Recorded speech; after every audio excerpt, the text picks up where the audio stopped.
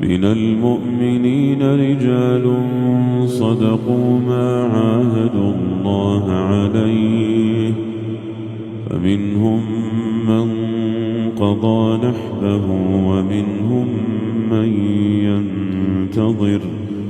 وما بدلوا تبديلا